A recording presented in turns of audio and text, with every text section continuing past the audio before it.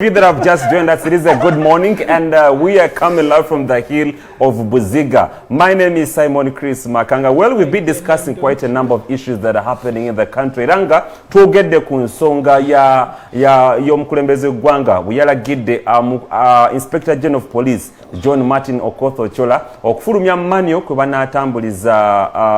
banaatambuliza akalulu kano oba okudispersinga chaos. Then katugenda kwogera ku nsonga ya NUP. Wiki ewedde oba ku weekend bafulumiza ekiwandiiko ekigamba nti kwagenda okukwatira bendera ya NUP ku bwa Lord Mayor wano mu Kampala wabaddewo okuvuganya wakati wa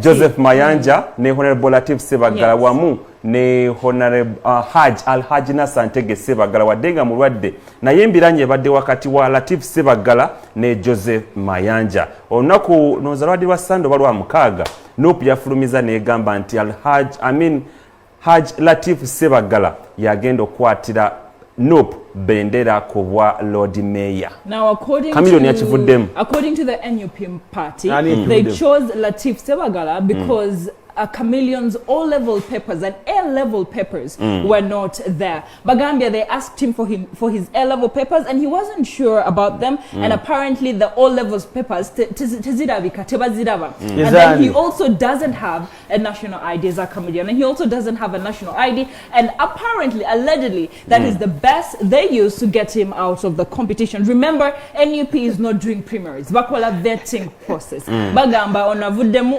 onatalim because of ABC. However, now the media fraternity, the music industry are blaming NUP and Robert Chagulanyi in saying that unfortunately he was supposed to help the youth who don't have experience in politics, like the likes of Latif Sebagala, and give them a platform to stand up. But unfortunately, he took people like Latif Sebagala who have been in politics for 5 years or more and are now coming back. Let's look at that story and we'll be back to discuss what this means for NUP. Selection process really entailed about 3 stages. One was a sit-down discussion, courtesy of our election management committee, which is provided for by a party constitution, with these people. So there's about 3, 4 or 5 people that are interested in the same position under NUP to carry the flag. And so they get to sit with them and say, you know what, so if all the 3 or 5 of you go, then we might end up losing it to the other side. So is it possible that maybe some of you can pull out for whoever might have an edge over the others? And in some cases, actually, that worked. And eventually, the others say, all right, we're going to front this person because he or she has got an edge over the rest of us.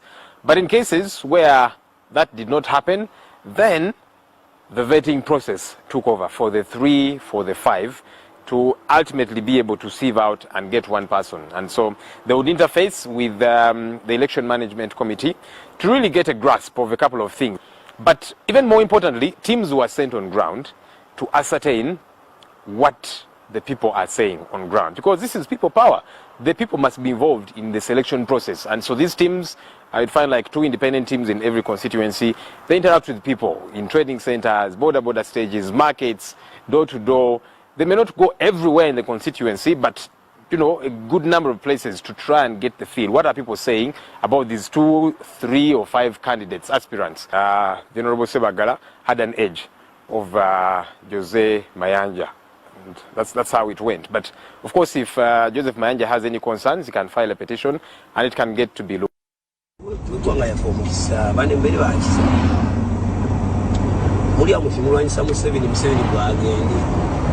Agende kwa fira tumukoye nina mu mugende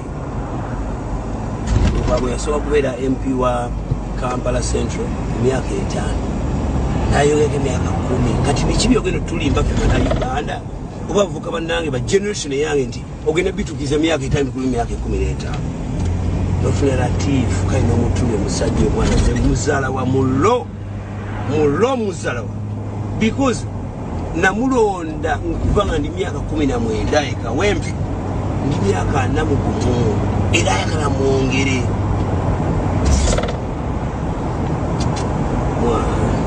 mutuyingide mu vetting mwa kamyofu mu Latifu ne Chameleon ani gutwa simonga candidate era nkulira muganda Bobi Wine bwanga oli musajja mubuufu oli musajja nga General Chef abantu abo beweesibyeka abasajja abakadde abaagala obuyinza n'okumamira lino eggwanga sigenda nzibowa chance nze nga sikino oba nizi sigenda bowa kyanna ku mwana naade ku vetting munetifa zeero naye nategeddemu akawaanike ayagala kugwanga muzira ngenda babalula 2021 sigenda bawa chance sirokuba nti bavubuka be bangi nze njagala okuva ku bakadde abavubuka n'abato ne kuwazadde olala yammanyi etutumu tulijeko omulamwa naye ebbanga abantu beyampaga ebyo njagala tuteke omulamwa okulakulanya eggwanga kati abasajja abo avudde kawempe north kambi south whatever is coming from kyana kyakoledde bantu tolina mukululo gy'ovudde ate nga tutandika okulula ebirala olwokuba oli muganda wa Sebagala musimayanzaani munze kundi bakwano bantu bannayuganda baabuse twabukidde ebintu bitalina mukulu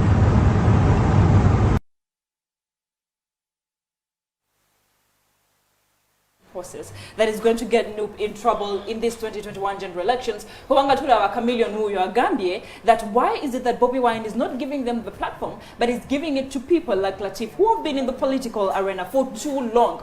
And the people like Latif are the same people that tell the president, Gendo Tulewako Olime, you're done with being the president of Uganda, you've been there for long, but why is it that members of parliament Nabo Webali and they don't sit down? Now that's not the only thing that is happening in NUP. Apart from Chameleon, who was put down, we have the Makere Guild president Julius Katerega and his Chambogo counterpart Jonathan Tundulo, who was also kicked out of the NUP primaries. We have Mboga Patrick, the guild president of Kozi, who was also kicked out, and we have Sayondo Frank, the guild president of Mutesa 1, and Makere University Roy Sembogo. Now, when we're looking at these things that are going on, NUP says it is a party for the youth. We're looking at the youth who are standing in these elections are being kicked out of the NUP primaries, and people like Latif Sebagala are being given platform. What does this mean for NUP as a party, Simon Chris and Dr. Mondo, given that they're also having issues with their supporters who are abroad? People who are collecting money for them who are abroad are having issues. Bagamba, NUP is misusing the money that they send from abroad, and they're not doing accountability.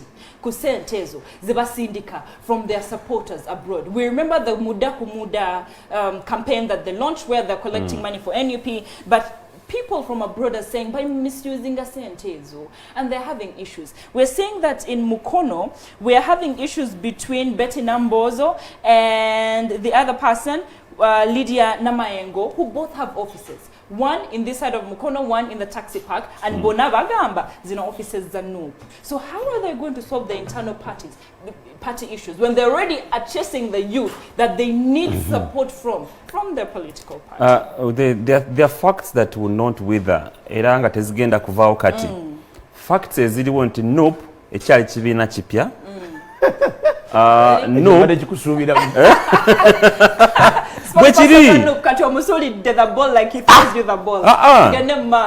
waliwo amazima ag'oyogera ne gakufuulanga spokesperson n'oyogera amazima ne gakufuulanga spokesperson wa NRM. So kati amazima agaliwo ku ground nga ne ruling party ekirabirawo nti NUP ekyali party empya. Recently wano NRM before primaries bakuŋŋaanya 4.2 NRM yakuŋŋaanya 4.2 billion shillings mu nominations. Kwa uli wofuna nomination forms, you pay some money. So out of that money bakuŋŋaanya 4.2 billion. NUP ekibiina ekipya sisubira mbu they can raise that money to run primaries. So wobeera nga weetaaga okukwata card. Of course wobeerawo competition between two or three people wateekwa okubeerawo omuntu awangula. So bokusala ne bagamba nti let's go through a vetting process tulabe who is capable okukwata bendera ya NUP. I think it's a good one for them. Jukira, they are competing with Lukwago, one of the very strong opponents that they have in this particular mayoral race. Kati, choosing Latif Sebagala over Chameleon, and we had a discussion last week on who do you think is a better contender. And I think Kati, I told you. you think Latif Sebagala is a better contender? Absolutely. Okay, and you agree with the decision made by NUP? To a certain extent, I feel like they made the right decision. Okay, let me change the pulley to Dr. Mondo. Walaba kusekerera. Tugende no mikuru okwadalizing issue. Katika kunyambeko ngusengejire kubanga wetaka kuyamba. NUP etambula ku sentiments the information okuvetinga abantu. I can tell you that. Atufayo Rachel Uganda oli mwogezi wayo. Okusinzira makanga oli wala nnyo kanjogere omwogezi w'ekibiina byayogera anti kanjogere ku kibiina kyo nedda si kibiina kyange nze ndi munnamawulire naye nti wulira kiwolereza nnyo kale genda maaso mukama kubanga omanyi temumpa mu anti ogenda buzabuza eggwanga ekibiina kirina omwogezi wakyo alina byayogera ate katugoyogera birala ekibiina kyo kakitereeze ekibiina ky'abaana Uganda. See, vaku Dr. Monda, you're wasting my time on saying ebintu byakwoogerako bingi. Kati byogere. And then we move to other things. Go ahead, go ahead, Dr. Monda. Neto buzabuza ggwanga. Get emotions out of this.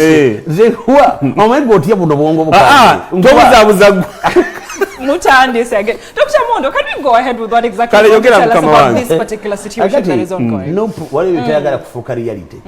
Tebagala kutegera realities. Omanyize ngamba abantu ba NUP kubanga bamanyi timbagala. I love them but the fact that young people were coming up in leadership. They are my generation. I believe in them. Honestly speaking, if I'm in 40s today and I don't support NUP, I will be lying myself. I will not be fair. I will not be part of the next generation of building. Neka today ku kigambo kiri cha Chris nti waliwo kibayita okweyagaliza ne realities. President Museveni yatekawo structures from the first delegates conference we had in 2006 up to today. Nti structures have been built from district kumpaka ku kyalo. By the fact that NRM has been in power for a long time, it has got an advantage. It's a fact, yes. It's a fact. That's agreeable. NUP yakazalibwa. Ekyalina n'ebizibu ebya legitimacy. Yes. Today as we speak. True. It's been questioned. And he has the support of people who say he must get it out. Oba mwagala kinupu mwibere nayo, oba temwagala mubere nayo, it's on record nti mwami kibala mwagala kibiina kye. If they have to have a plan B, that's a setback already. Mbawa realities eziliwo onakulwa lero. We're listening. Katugende ku bigambo bya vetting. Neto yogede ku realities ezili mabega wecho. Katugende ku it's no problem. All those assumptions we don't have reality. We can't be on this set no national television. Itugamba nti these are realities. Realities must kutobona some documents. Number 2, my analysis ku Joseph Mayanja. But mula wansi bagamba nti ayina abantu bameka. As a sympathizer. Of course that Imam Joseph Mayanja is Chameleon is very mad. He's very crazy about this. But of course, the new kickstart of Joseph Mayanja, he was misled. He did not have right people to give him guidance of what to do. Number 1, birotagala mu bibiina onakulwa lero. Oba fuuse street kid. Street kid omu wabula nga tewali mmere. Tekitegeeza nti ofulume ennyumba ogende. The likes of Namboze, who are telling people about idiots. I explained that on my Facebook page, Dr. Franklin Mondo Mugisha, what actually useful idiot means. I put it there in 2 orders. That was not even an abuse. It was kind of a perception of a person. So she was having a different perception. But when you have a street kid mind, when you're not stable in your home, these are things that are going to happen. Ogenda creating opposition ewuwo. Katunule kiri ewuwe. Waliwo agamba in a NUP office, Nenamboza gamba a NUP office. Yes. What is it? It's a confusion of the mindset of street kid leadership. Number 2, Joseph Mayanja yasooka mu DP. Nafuna street kid niamujja waka. Nava waka. National mobilizer. Exactly. Nafuka street kid. By the time he fought to street kid and went to another person's home, ayagala funa legitimacy. Ayagala kufuna kyapa, ayagala kufuka musika mu nyumba yiwe. Kyokka ngeri akyaliyo. So NUP is wise to say, look here, we understand how you operate, but this is not where you're supposed to be. Of course, Latif Sebagala has an advantage because he has been a member of parliament. He has been in leadership for more than decades. 2 decades. No, 1 decade. 1 decade. 1 decade. 2 terms. Are we going to so NUP analysis is looking at who can maintain the leadership, because they need the likes of Sebagala, who have been in power, who know how to play the power, who know how to work with the government. Bagala abantu abakozi ko ne government. Uyu musajja abadde imam wa members of parliament mu August House. So kati no kulwango wetaga otunulamu nogamba what is a real deal. Definitely they have to bring. Number 2, oli omusajja musiramu naye. Kati kizibu kijingire mu dini. Nti abasiramu babiri ba contesting for 1 seat. Mayanja would be very good to become an MP. But not for mayor seat. I'm telling you the truth. Okay. Unless we want to give this country to anybody. But if we're talking about leadership that governs the economy of this country and our GDP, fragile as it is, and the debts we have on international community, with the international community, the way people are looking at us, the challenge and the dynamics of this country and the needs of this nation are much far bigger than our emotions and the people we choose. And Uganda, omuntu yenna gwe tulonda atusalirawo nnyo kitugenda okubeera. Ddala Kampala, I'm telling you the truth. If we get people who are fighting the government nga yerina omukono because you want to maintain core status ey'obululu. But that's what we have right now. Is my friend. But I've told him openly. Every time I've met him, I've told him, Mr. Kwago, I do support your kind style of system. But I do understand that ntuyagala kusympathize n'abakulonda ate nga ye majority nenga tebalina se webale nnyo. But when it comes to leadership delivery, olina okusidinga ne government abantu bawansi baganyirwemu. You must do that. And if you don't do that, buli kyawakanyiza kyonna kiyiseemu. Buli Lukwago kyawakanyiza kiyiseemu. Can't he learn? Ngachi. Tatunula taraba nti bikyawakanya kifa, buli kyawakanya kifa. So why can't you wake up in the morning nova mutulo? Kakati the issue is this. Lukwago yakiriza nti njagala kufuna motoka ya meya ntambule. Mbene ebikufuru byange byenyambala n'ekikofiira kiringa ky'abapilot atule mu ntebe agambe kati nze meya. He has maintained that for 5 years. Naye omuntu wa bulijjo 5 divisions e Kampala teziganyuddwamu. Still it is the government that has maintained, built and worked without his approval of every project in Kampala and has been appreciated. Of course. What were approvals? Let's talk about Kirudu Hospital. Let's talk about the roads. Let's talk about Jennifer Musisi. No. Yes, no. I have a personal story about Kirudu Hospital. Chris, that's that I wouldn't personal want story. to share. No. Don't. Abantu bakutunuulira Chris. I know. When we talk about the achievements of Jennifer Musisi, the unbreakable. Bolone kitabo kiramba. And I'm telling you, it is now the Kampala kati njama. It is now ndi muliti babi maintaining. It is now ndi ba mafia after Jennifer Musisi leaving ebizimbe bimenyebwa every single day. It's now ndi ba mafia bakozeseza weak leadership. If the Iron Lady was here today, Jennifer Musisi, such kind of foolishness happening in Kampala State Council will not be there. The likes of Kawuju out of KCCA, people who had the moral stand to say this is not right. People who had the moral status to say this is not supposed to be happening. Those people are out of power. So what happened? The mafias used that loophole to hit and kill the beauty of what has been built. So let's go back. I'm giving you as it is. Sagala over emotional. I'm listening. Emiara bibiri asatu musanvu. Eminene jali fan na European Union. Mu 5 divisions za Kampala. Zona jikola. Engudo ze Kawempe, Mtula, Nawara, zikoze. But you know what? Councillors, the same councillors were protesting simply to show their face. Mbalu alino muntu wa bulijjo. Kakati, njala tuve mutulu. What your reality is? Ndine mbanga tu supporting omuntu opposition. Nenga takola delivery. Tumugambe gundi. Bwekijja kukola ku luguudo. Deciding a government. Tumuwa magezi. Abantu wano tubakyamya mbabulira.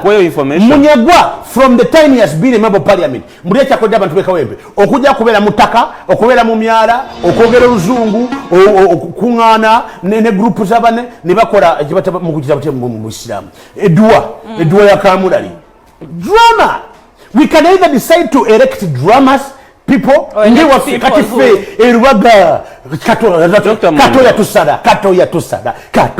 yatusala mu luzungu, yatusala mu senza, asiba mu ddwaliro, alina obupeesa bwa mutima. Kwegamba waliwo abantu abatusala. Let us make analysis of what is happening. So tubinzi kyokola nkugamba nti nze saagala NRM, njagala President Museveni. Era njagala President Museveni n'omutima gwange gwonna. I love him, I believe in him, I believe in Mama Janet. Mama Janet akyemwagalako kirala. kyemwagala ku kino engeri gyayogeramu ng'omuzadde. Listen to me. Era kati nina speech ya mama bw'anaayogera. I want to address this nation. Ekyo nkyamwagalirako. N'avuka motoka n'agenda Makeri. Mbabuulira analysis ya Kampala. 5 division Kampala. Leka tudde ku kigambo kiri. Nti Mayanja bamudroppings. He cannot deliver. He cannot deliver. What is fate? Ate kambabulire ati ulira sire NRM decided wala wagamba nti NRM decided kubanga nze NRM yantuuka wano sijagala ebbi abantu bamazeewo nyato owagira agikulembera gundi mpagira President Museveni agikulembera era nsaba biri muntu yenawe President Museveni final decision I love him njagala President Museveni ye final decision ne first family njagala abo benjagala abo Simon Chris when Dr. njagala abantu bana njagala bitulina njagala family yange njagala Katonda njagala family njagala mwami Mbuga nga ye kuba yabasa mwala wange ate njagala muhulira njagala Museveni asemba njagala Prophet Elvis Mbonyi kati tuveya we're going to get out of this discussion. Let's get back to you. What do you think about what is going on with Dr. Mondo's discussion? Because when we look at what Dr. Mondo said, there's truth about how KCCA is run and about the mayoral position vis-a-vis the government projects that are coming up to run the city. Now, coming back to you, what do you think about the discussion that Dr. Mondo has brought up? Where do you agree with him and where do you disagree with him? Kyesikiriziganya naye nti Lukwago ba Lord Mayor opposinga buli kimu wabula kyagezako ku opposinga nti government webeerese project egireeta naye egireese etya. For instance waliwo project z'okuzimba obutale naye nga obagenda okuzimba akatale waliwo already abantu abaliwo abakolerawo, so government ejja na well designed plan egamba nti kati mwabadde bakolera wano tubajjeewo tubatadde wano for some time. Recently Dr. Mondo akatale ke bayita owino nga tayagala sente bali ku ddembe nabamala kukocha nedda buuza mwami Nkajja Kayongo mwenye gwoyogira bintu wakava mu kyalo nze nali part of OTT akasaja akatale ke kowino nga mwami basajja shopping ground bamala kuochawo ne balyoka bazimbawo babrifinga bafuna meetings babateekawa KCCA babateekawa muza KCCA bimbagamba kuocha ne badda mu kyalo ne bazimbawo ne bakomunga ne wote musolo kiri waggulu kati boli lukwago nedda kati boli lukwago speaking the reality boli lukwago you ask your chance to speak. Latifa, give you a chance to tell us what he wants to tell us. Dr. Mondo Elias Lukwago tawo opposing buli kimu wabula kyagamba nti mwemba mugenda okukola project za government abantu abaliwo already, do you have a design plan for them? Bazimbye akatale usaf 700 billion taxpayers money sente ezo akatale ngabo okalaba kali equally empty. Sente zagenda wondege ya South Wing market kali equally empty. Sente zagenda buli butale we bazimba bajjawo abantu abaliwo ne bazimba obutale naye lwaki tebuyingiramu? That is a question Lord Mayor yeebuuza nti mukola investments oba mukola enkyukakyuka naye ziri in favor z'abantu oba nedda? That is a question Lukwago yeebuuza, not that he opposes each and everything. Chris, the issue here is not about people. The issue is who is heading the project. Ekyo kankikuyambeko nkuvunulire. Bwe akatale bekagwa lwaki kyagamba nti abantu bemwago baba bano mbalina tubayingiza akatale. The issue is about the beginning. Omanyi mwe tusoma bintu nze nkuvunulira. Ate bulira nze nkola analysis ya politics. Project bwe mara okugwa lwaki abantu bebagoba Lukwago tabaregisteringa n'akomawo nabo ne babagana kuyingira akatale.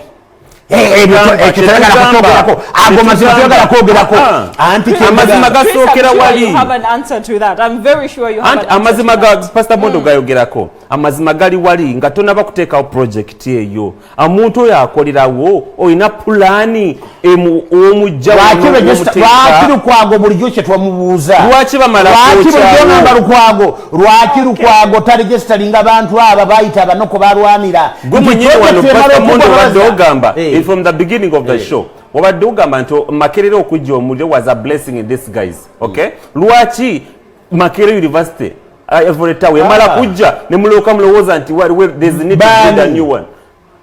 Ochiraba lwaki obutale bumala kujja Ladies and Nemuli gentlemen, woka nti wateekwa okuzimba wakatala akalala. on and we'll move forward from the discussion to other things. However, now that we're going to take a break and come back with international news, truth is, we've had leadership in KCCA that has struggled to work together with the government, It has never agree to struggled. disagree. It has never But why struggled. I'm saying it has struggled is in Every his government program has in gone his through. position as Lukwago, he has worked so hard to frustrate government projects. But we've had this discussion before, and we've said, why is it that the technical wing in KCCA has not worked with the executive wing? Why is it that we have the politics of opposition brought into KCCA? See, when government projects come up, for example, you as Lukwago, you're in opposition, and you want people to know that, Banange, I don't like the government because I'm in opposition. Now, there are some projects that are good to go. Absolutely. There's some projects that are good This for is your about people, you. the people that you're fighting for. Why don't you support them? Now, this is where we came and said,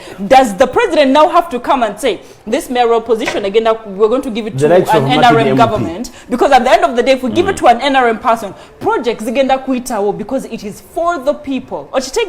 So can we have a KCCA personnel who does not, a Lord Mayor who supports government projects that you see are good for the people? That's all we're looking at here. And when we look at Latif Sebagala and when we look at Joseph Mayanja, we're looking at who can carry that particular pledge for NUP, who can carry that competition against Lukwago, and who can help with progressing government projects. At the end of the day, I say, I'm not going to give my personal opinion on this, but I don't see Lukwago having as much, Latif having as much support, given that Lukwago has been there for that long and people love him passionately for what he has done. By the way, omanya abantu bagala nnyo Lukwago because of opposing whatever he's opposing. Okimanyi, Dr. Yeah, but no sinti opposing buli kimu. He has not opposed Let's look at the reality of what is happening. Reality mugamba nti Lukwago has opposed all government. Most. Okay, because they say wording ya most. Maybe it will help you analyze the situation better. Let's talk of most. Is a project teri project name Lukwago gyawagira. Imagine zimwe ziri funded by European Union to be implemented by the government of Republic of Uganda. Let's mention only two. Akale tugere kuzimba emyana n'enguudo. Kachogamba Lukwago needs capacity so kuba inagamba te muzimba mwalaguli. Atule ku butale bwa katale kenakawa. Tugere ku sente bali ku dembe. Ku hamu ngati yayogera. Hamu yaliyo. Netia gas na muli yako. Owino lyajja. Tia gas na muli yako. Kubireko okona kufera birozo byaba na Kampala. Naye fami abasoma ebbaluwa mu basa tutegeera. Abagamba nti ndinda mmwe. Era bamala kufuna tia gas. Omanyi bano politician bagezi. Kankuyambeko. Baba anatera okola erinnya. Yekwata yewamba. Yewamba. Nagaba police genda kola yakatiisa. Police mulimu wayo ku respondinga. Ngejage kuba mutia gas. Nga fesa. Pananke.